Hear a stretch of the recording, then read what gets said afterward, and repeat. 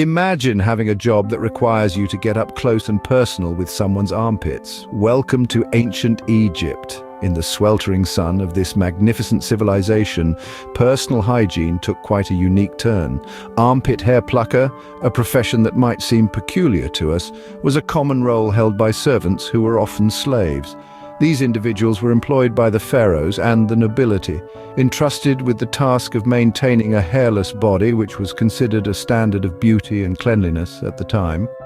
Armed with tweezers, fashioned from seashells, these armpit hair pluckers would meticulously remove hair, ensuring their masters were both cool and presentable in the scorching heat. An odd job indeed, but one that held great importance in the grand scheme of ancient Egyptian society. So, next time you complain about your job, remember at least you're not an armpit hair plucker. From personal grooming to grave robbing, let's dive into the dark world of the 19th century resurrectionist. In an era when medical science was burgeoning, there was a desperate need for bodies to study. Enter the resurrectionist, a professional body snatcher. These men would stealthily creep into graveyards under the cloak of night, unearthing freshly buried bodies to sell to medical schools. It was a chilling occupation, one that required a strong stomach and a disregard for the sanctity of the grave. Yet, in a macabre twist of fate, it was these very resurrectionists who played a pivotal role in the progress of medical science. At a time when legal means to procure bodies for study were scarce, their clandestine activities provided the much-needed specimens. While it might seem morbid, resurrectionists played a crucial part in advancing medical science. Moving on to royal history, we find a job that's both weird and intimate: the groom of the stool. Now, this wasn't just any job. It was a position of power and prestige, albeit a rather odd one. The groom of the stool was tasked with assisting the King of England in his most private moments, managing the royal chamber pot, and ensuring the king's hygiene. But the job wasn't all about mucking about. The groom of the stool was privy to the king's most intimate thoughts and was often a close confidant. They could influence the king's decisions, offer advice, and even conduct conversations while the king attended to nature's call. Despite the unusual nature of their duties, the groom of the stool held a position of significant influence and power in the royal court. So while the job title might make you squirm, the role itself was far from a laughing matter. It's safe to say that the groom of the stool had a job unlike any other in history. Let's step into the murky waters of 19th century medicine with the leech collector. Before antibiotics and sterile surgical procedures, leeches were the go-to treatment for a variety of ailments. They were believed to balance the body's humors by bloodletting, which was thought to cure everything from fevers to gout. Now, imagine this. Your job is to trudge through marshy ponds and let these slimy creatures latch onto your legs.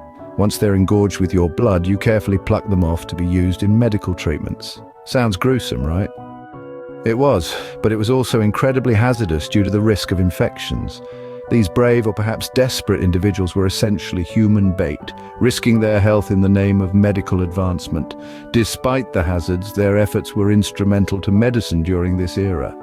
The leech collector was a dangerous job, but it was vital to medicine at the time. Before the alarm clock, there was the knocker-up.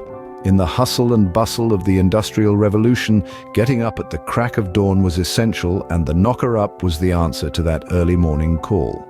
This profession was essentially a human alarm clock. People, often elderly men and women or those who worked night shifts, would be hired to rouse sleeping people in time for their work. Their tools of the trade were long sticks, often bamboo, which they would use to tap on clients' bedroom windows. However, for those living on higher floors, a pea shooter was the weapon of choice, using a well-aimed pea to tap against the glass until the inhabitant was awake. The clients of these knocker-ups ranged from factory workers to wealthy businessmen, all of whom relied on this unique service to start their day. And so it was in the era before the incessant beeping of alarm clocks. The knocker-up was the human alarm clock of the Industrial Revolution. From waking people up to waking up superstitions, we present the toad doctors.